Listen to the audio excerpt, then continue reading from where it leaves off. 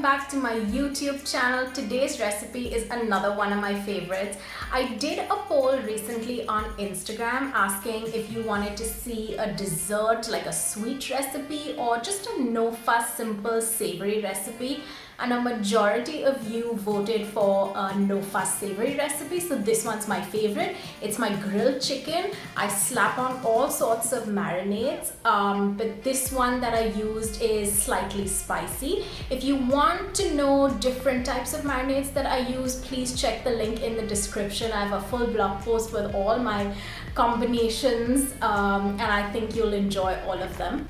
So of course you can cook this chicken and eat it with anything. I usually have it with like a light crisp salad, but unfortunately in this lockdown I'm just not able to get my hands on any lettuce. So instead what I did is I paired this up with my chunky salsa recipe. It's another recipe I have on YouTube. I'll put the link in the description, and I think it goes very well with it, and it's quite healthy actually.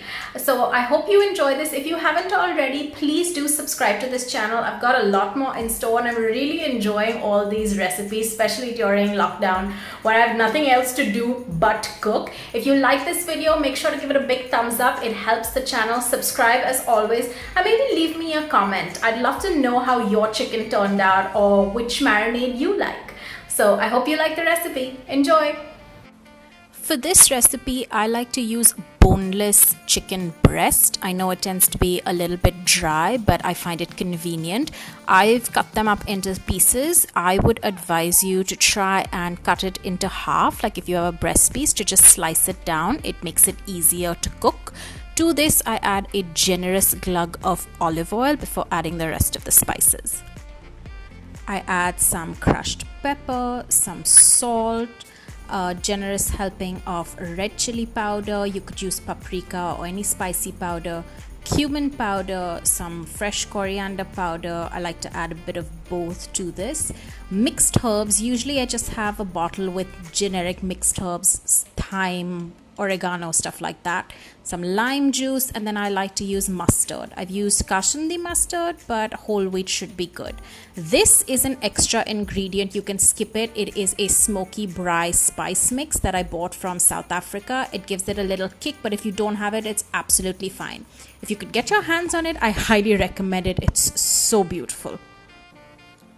Now is when you get your hands a little bit dirty. You just mix it up all together. Make sure that each and every part of this lovely marinade coats your chicken. I don't use a spoon or spatula. I just think it's easier to do it by hand. You can let this sit for half an hour, an hour. I think 20 minutes to half an hour is good enough, but honestly, if I'm being completely honest, I just let this sit for 10 minutes before continuing to cook, so entirely up to you. So this is what it looks like once it's been sitting. This was just 10 minutes, but like I said, you could leave it for longer. I would start putting piece by piece into my non-stick pan. I know that the chicken already has oil in it, so I just put a little bit more on the pan so it doesn't stick. My pan's a little bit old. And after cooking it for about a minute, I cover it. I cook this chicken for a total of 10 minutes, flipping it halfway through. I sort of cover it and then take it off, and this is what it looks like. This is when it's flipped over and you can see it starts getting charred bits. These are just smaller pieces that I've cut up and used. Of course, if they're smaller, they will cook faster. You can see it leaving some nice juices in the pan. I highly recommend and insist actually that you cover this chicken when you cook it, because that's really the secret to keeping this chicken moist. Otherwise, if you're using boneless breast pieces, I can assure you it dries out very fast. So if you cover it and cook it, and then you take it off, and you sort of alternate between covering and cooking and then taking it off and searing it, it just keeps it nice and moist, and you have fresh juicy grilled chicken. I like to try and get as much of the marinade as possible on the chicken and then put it in the pan. After a while, you will notice that the pan tends to get really hot. You might need to add a little bit more oil just to baste it a little bit, but that's entirely up to you. I didn't need to at this point.